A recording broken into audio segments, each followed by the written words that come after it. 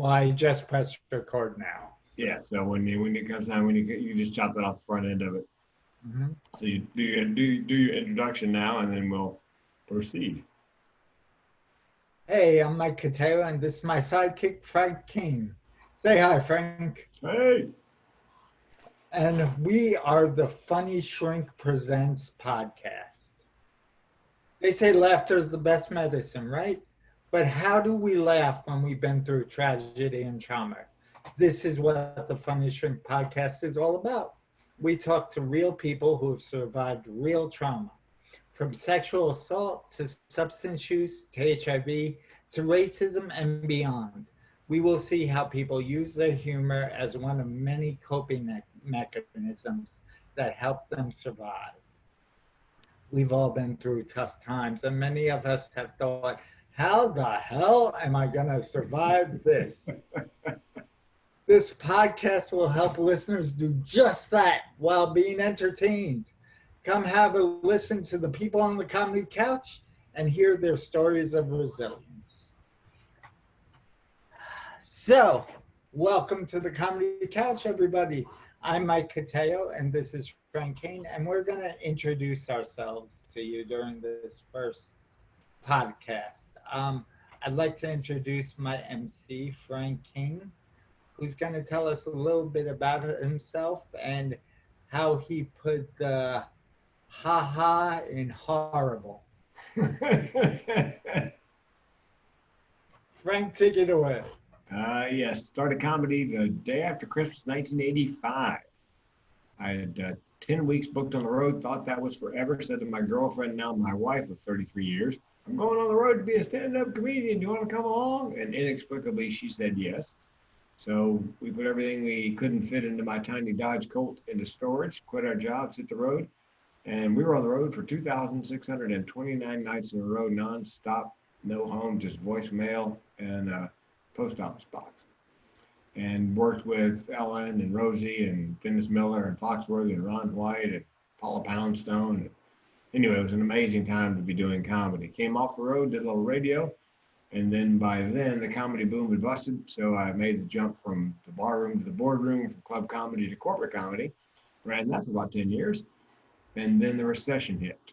And speaking business dropped off 80%. We filed a Chapter 7 bankruptcy, lost everything we had put together in 25 years of marriage. And that's when I learned what the barrel of my gun tastes like. Spoiler alert, I did not pull the trigger. A friend of mine heard me say that as a keynote. He'd never heard me say it out loud before. He came up afterwards. He goes, hey, man, how come you didn't pull the trigger? I go, hey, man, could you try to sound a little less disappointed? The answer to that question is in my first TEDx talk called A Matter of Laugh, Laugh, or Death. And always, Mike, during my comedy career, because I started in insurance right out of college, 6 years selling insurance. And back then, they would drag us to these big meetings where I saw all the great old school motivational speakers, Zig Ziglar, Brian Tracy, those guys. And I thought to myself, I could do that if I just had something to teach somebody. So after coming so close to dying by suicide and taking stock of my family's mental health history, we suffer from something called generational depression and suicide. Grandmother died by suicide, mother found her, great aunt died by suicide. My mother and I found her. I was 4 years old. I screamed for days. Again, that's in my first TEDx talk. And I bought Judy Carter's book, The Message of You, Turning Your Life into a Money-Making Speaking Career. Because that's what Judy had done. She'd been a comic magician, and then one night she'd flown somewhere and her magic props didn't arrive, so she was forced to do 45 minutes of comedy.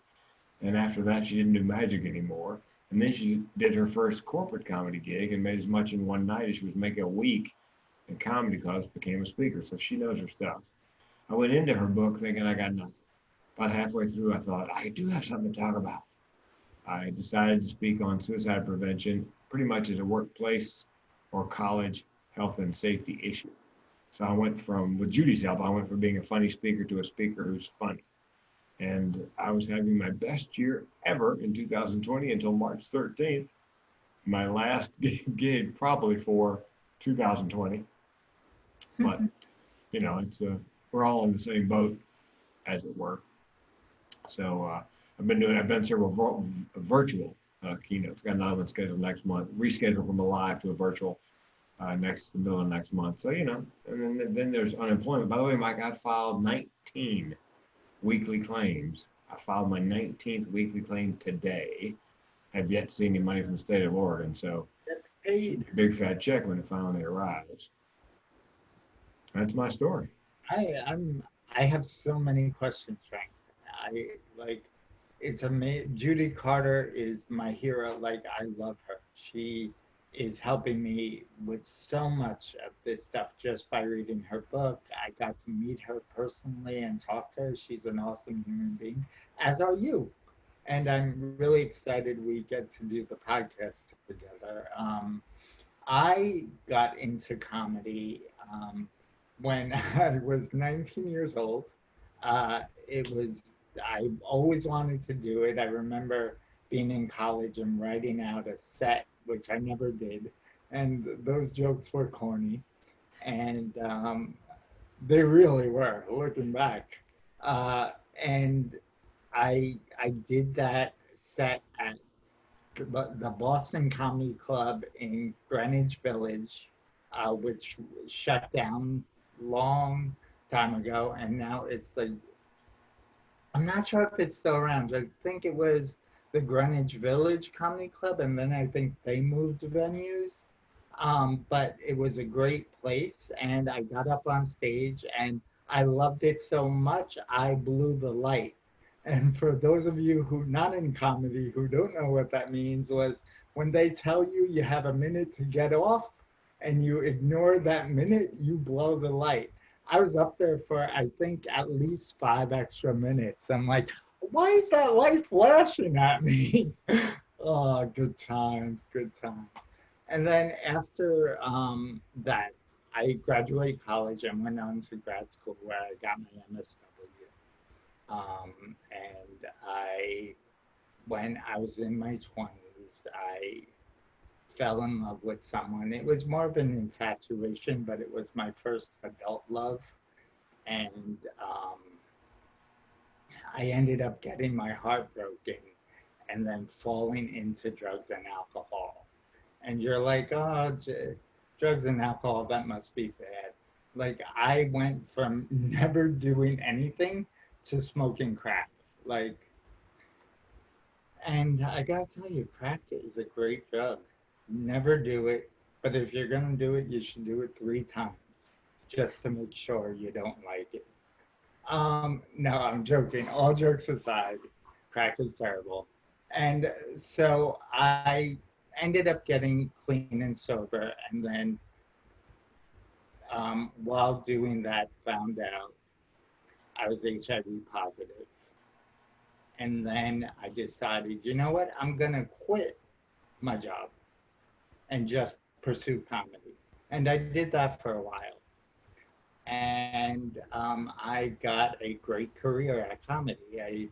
I was performing a lot. I got a lot of attention.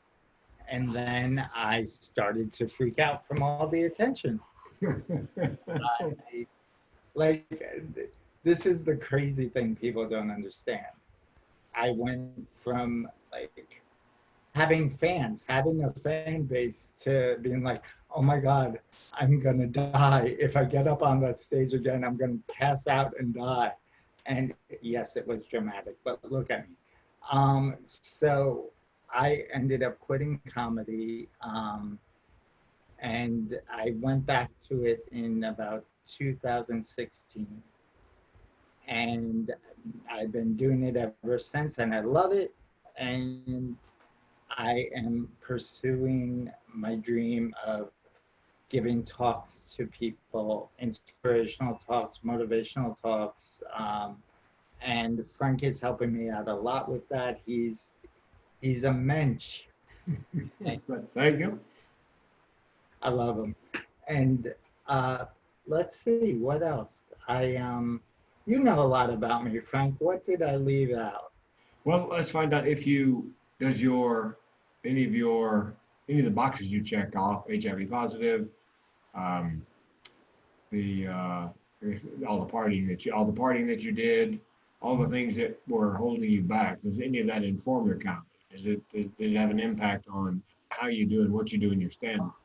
Oh my God, yeah. I joke about I joke about that type of stuff all the time because it's all that I can do to survive. If I always said if I'm not gonna laugh, I'm gonna cry. And I would much rather laugh because it's a lot easier than crying. So I also had this experience where I went through. I'm bisexual. Now I'm getting married to a woman, but for years I dated men exclusively, and I ended up my first real sexual experience with a man was around rape, and I was 19 years old, and it was one of the most horrific things I ever did. And you think, how do you make that funny? It's Yeah, well, possible. It just takes a little bit of distance and a lot of messed up thinking. So, because that's what comedy is. Comedy is turning pain into funny. I don't know if you agree with me, Frank, but I think a lot of the times when we feel something so painful, we have to laugh at it. Otherwise, we just go deeper into it. well, yeah, they say tragedy plus time is comedy. I say that the longer you do comedy, the shorter the amount of time between the tragedy and the comedy. And here's my example. I was in the woods with my dogs, by myself with the dogs, half a mile up a logging trail. We're hiking, and I had a heart attack. And I had T-Mobile, so I didn't have cell service, and no way to call anybody. And I had to get out of the woods, and I had to get the dogs back in the car because there's a very busy road, just outside of where we parked the car. I knew if I collapsed on the hill, they would end up in the road, and that would not end well. So I got back to the car and drove 2 miles home. Yelled at my wife, "Honey, I'm having a heart attack," and I hear this, "Mike, I'm in the bathroom. I got the fan on. I can't hear you." At that point, I began writing comedy. So, comedy in real time, having a heart attack. I get to the hospital, and here's the nice thing about having a heart attack and going to the hospital. If you have a heart attack, there's no waiting. Nobody gives a shippa about HIPAA. They just roll you back into your little triage unit. And the nurse said to me, "Frank, I just have one question I have to ask you. Bear in mind, I'm still having a heart attack." She said, "I've got one question I have to ask you." I said, "Honey, I'm married, but I love the way you think." Oh, she's trying not to laugh. She goes, "No, no, your full name is Frank Marshall King III, but what do you like to be called?" Again, in the middle of a heart attack, I said, "Big Daddy."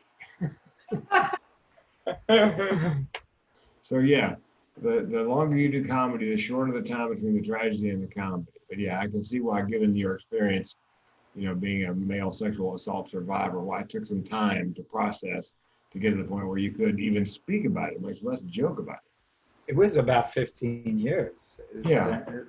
And In, didn't you turn that experience into a keynote? I mean, aren't you going to speak as a male sexual assault survivor? I did. I've done it once, and I'm looking to talk again. It's really a powerful message that people need to get out there that sexual assault is horrible and it happens to men. I think the statistic is it happens in 1 in 6 men, and it's regardless of sexual orientation, regardless of age, and it's one of the most horrific things a person can go through. Yet, if you don't mind a story of mine, I dodged that bullet at age 12. I was the YMCA downtown Raleigh, where I used to go play basketball, and mostly went there from the time I could get there after school. I was there every weekday, and then on Saturdays all day long. And the it was a nest of pedophiles. The outgoing youth director pedophile hired the incoming youth director pedophile. If you want to learn networking, ask a pedophile because they they hire each other, they promote each other, they cover for each other. Anyway, I'm 12 years old. I am on paper the ideal candidate, ideal victim for a pedophile. My mom is my mom works full time. My dad died at 40, so no strong male role model. I'm something of a latchkey kid, so on paper, I look like, easy pickings. So Wayne, the youth director, I'm in his office, and as my mother would say, apropos of nothing, he says to me, Frank, have you ever been involved in group masturbation? And my my comic abilities saved my rear end literally when he said, "Have you ever been involved in group masturbation?" I said, "Wayne, I always thought of masturbation. I never thought of masturbation as a team sport, more of an individual sport like golf." And he laughed so hard he cried, never bothered me again. And a friend of mine who studies pedophiles said, "Of course he didn't bother you again. Any child at 12 who can deflect that and make it funny is nobody's victim. No wonder he left you alone." So yeah, I could have been one of the 1 in 6 had I not, dodged that bullet. Yeah. So, and it's something that men don't talk about, people don't talk about. And I think I want to warn you, Mike, as you begin to speak on it, because I speak on suicide prevention, mental health, mental illness, and almost always after I get done, there's a line of people who want to share a story or have a question.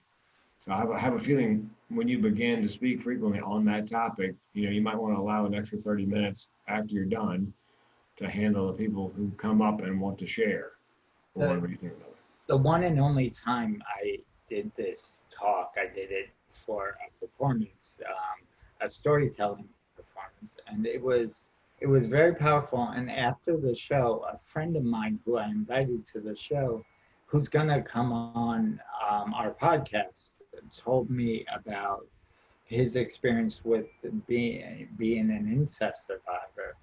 So I was blown away by his truth and his candor in telling me, and you know it makes me sad that people have gone through that, and that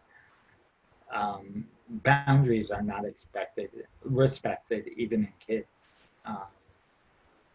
So it's one of the I feel honored that I'm able to do that, and I think my career as a social worker and therapist helps me deal with the negative stuff that comes up, because as my colleagues will tell you, as a therapist, I work with the most difficult people. I like a challenge. Like, I like doing couples counseling because I get to be nosy and see everybody's problems in front of me. And like I always try to stay neutral, but in my head, I'm like, what he did, what? You're right to have him sleep on the couch. Or open relationships, that's not a bad idea. I gotta write that down, talk to my wife about that. Like, those things really keep me grounded and centered, and being able to hear other people's stories, which is what I hope for with this podcast, will help people heal. Yeah, and I think you'll find as you speak, because it's sort of like depression and suicide. Nobody talks about it, but if you mention it, everybody's got a story. And one of the most rewarding things I find about speaking on ideas is that there are people in the back of the room who have mental illness, maybe depression, schizoaffective disorder, and thoughts of suicide. And like a lot of people who have mental illness think they're the only ones in the world who have it. They're completely alone. And when they find out, wait a minute, the comedian's got it, it's the relief is palpable. So it's conceivable, Mike, you will save lives as you speak here and there.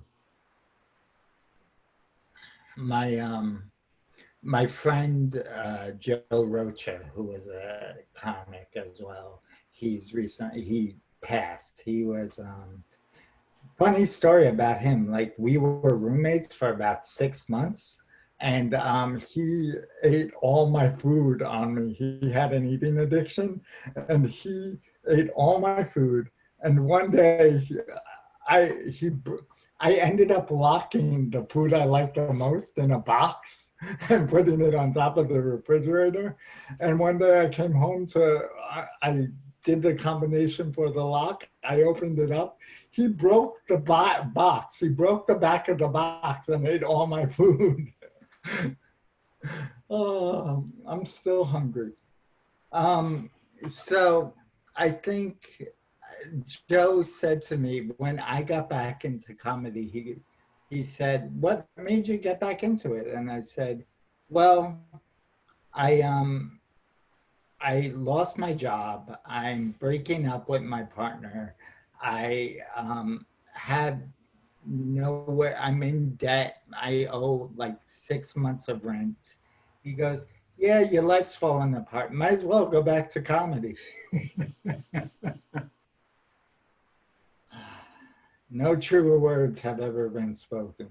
Well, and on our show, I assume we're going to have comedians, Mhm. perhaps other creative people, maybe clinicians, come on and talk about, I you know, have a few people interested in coming on who are not comedians, who are therapists and social workers and mental health people, as I'm sure you do. yeah. And so we'll get the full range of perspectives. Well, it's something we do on the Suicide Prevention Punchline podcast. Myself and Zara Khan, we always ask the person we're interviewing if they live with mental illness, uh, how are you coping? Well, what are your coping skills? What's your self care plan? So, Mike, how are you coping? What's your self care plan? Um, I think uh, when it was pointed out to me by my sister the other day that I'm a bit of a control freak and type A personality. You think?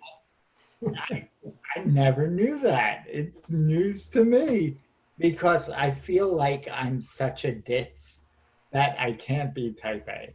And so I think I cope with things by finding it funny. Like I could be very upset by what she told me, or I could look at it and turn it around and like, how can a ditz be type A? How can so that's how I do things. I think with the HIV, I try to remember that I'm no longer infectious. It's a horrible disease.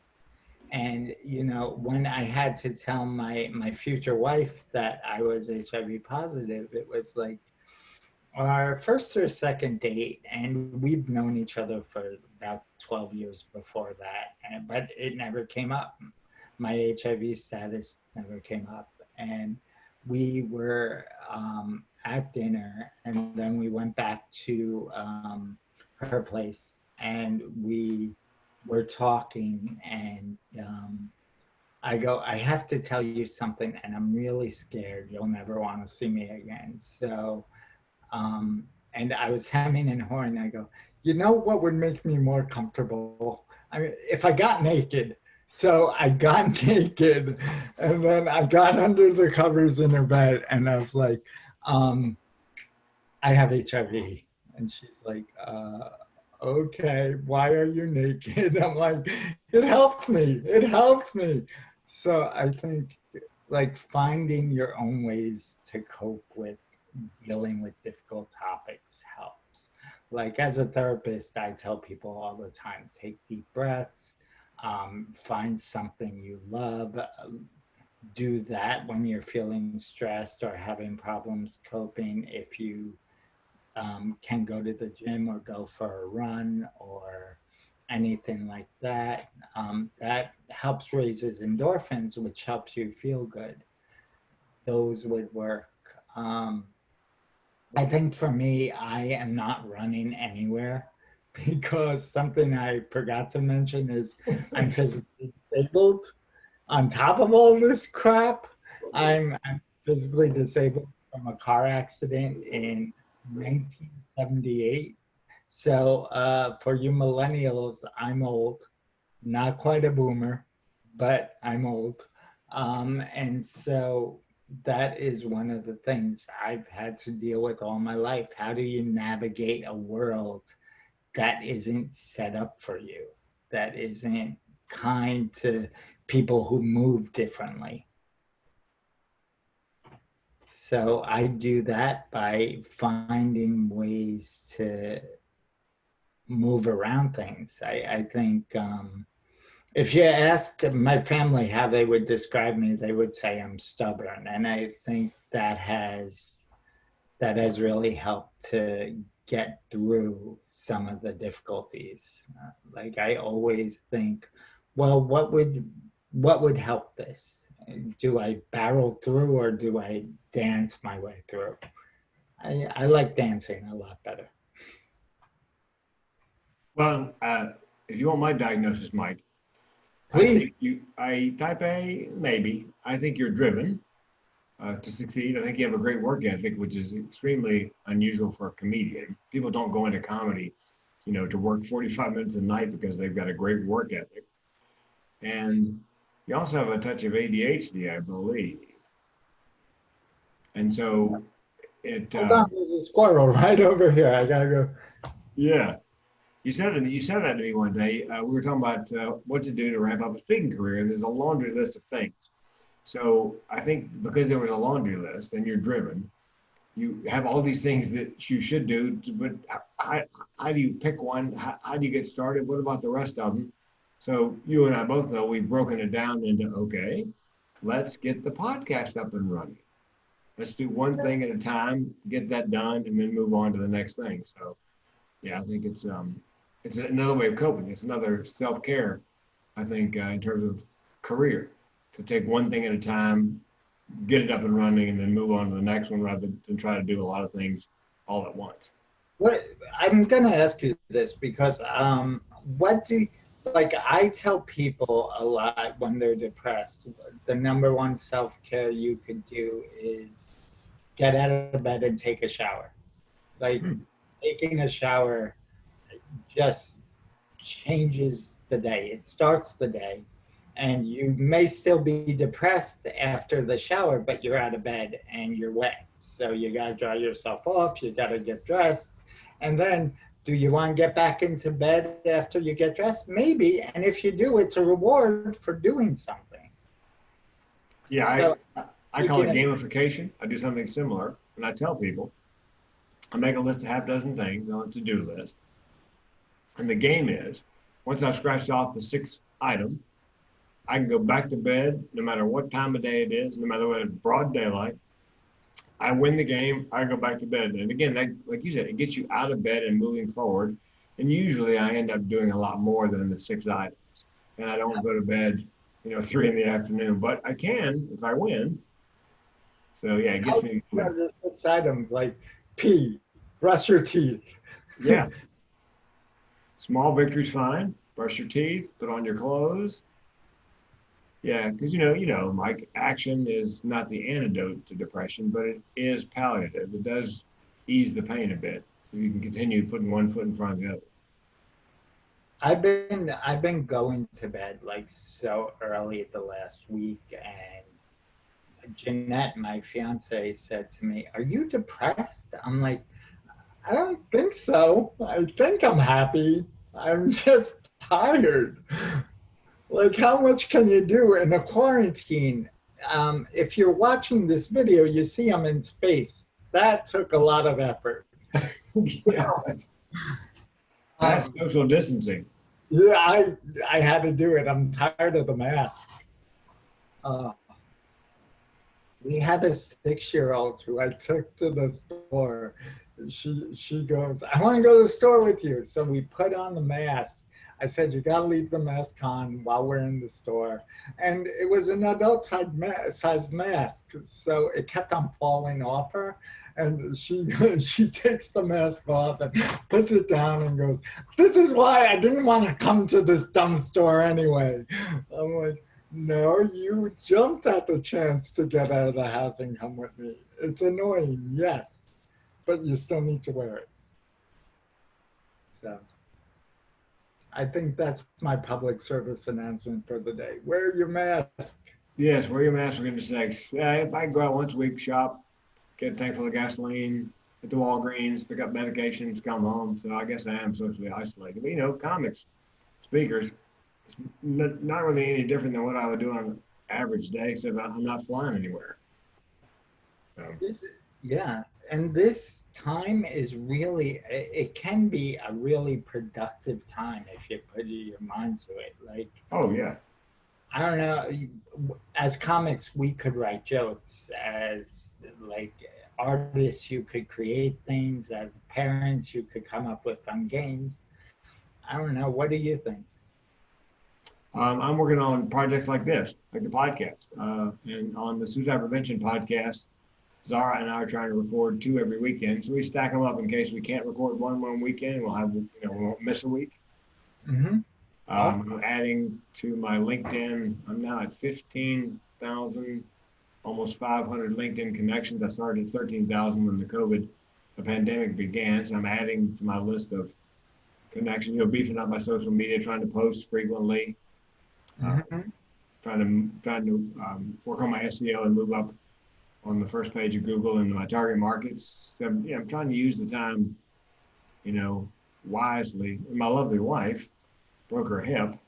One of How, our youngest dog pulled her off her feet. She landed on her hip and ended up going to the hospital and getting 3 screws in her femur. So it's probably a good thing I've got nowhere to go this summer because I can be home take care of her. you're a good man, Frankie. Yeah, I'm making big time husband points. So, Mike, before we leave, tell me what the the most famous person you worked with. I'm sorry, and the biggest big time gig that you did Uh, in your comedy career. I think I so this wasn't necessarily a gig, but I got to meet before they died, Ralphie May and Patrice O'Neill, and I was on the Opie and Anthony show, which gave me a lot of fans, and like I ended up headline. Well, I didn't headline that show. I'm sorry.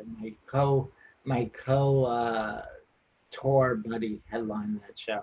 And I was on my way to the bathroom, and some guy approached me and said, man, I heard you on the radio. You were great. I drove 2.5 hours to see you. Whoa! Yeah, I was like, what? First I was like really excited. That was really touching. Thank you so much. Um, and then I was like, 2.5 hours, 2.5 hours, 2 hour show. That's a 7 hour commitment. I'm like a job to this guy. That was when I started spinning out of control. Like I couldn't fathom the idea that someone would drive 7 hours to see me. As like, I think part of what I'm trying to help people deal with is low self-esteem. And growing up a disabled kid, all I had was low self-esteem. I Yeah. felt like I couldn't really accomplish much, and that's what that was so touching and so scary all at the same time. Well, I did pretty much all the comedy shows last century that had a brick wall. Showtime Comedy Network, Showtime Comedy on the Road, even at the Improv on the Road. In '89, I did the original Star Search with Editing Man. I won 2 rounds. In the second round, I should not have won. If they had left the audio the way it was, when they announced I won, you could hear the crowd go, ooh. I beat Diana Jordan, who was dating Bob Fisher, who owns the Ice House at the time. And then the third show, I lost to a puppet.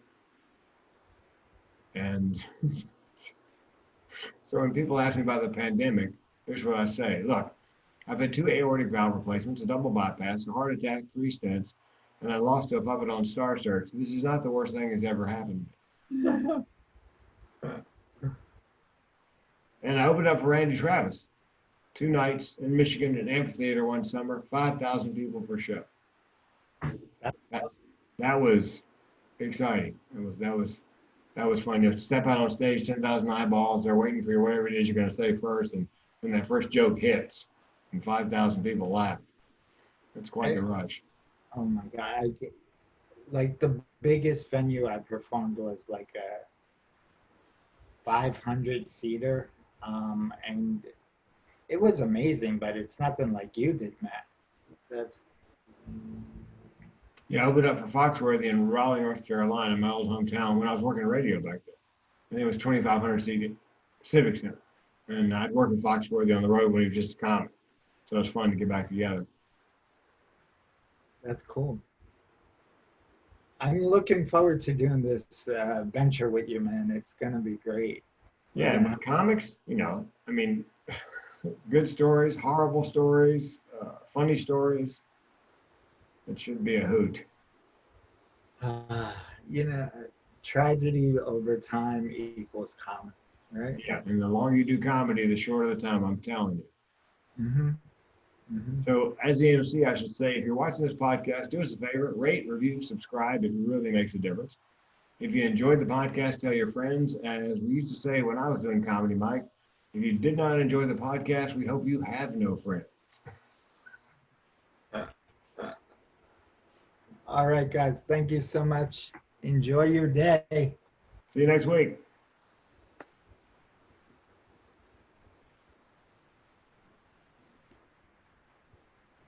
So I guess I'll chop this up. I can't. How do? Oh, I stopped the recording. There you go. Yeah, and it'll send you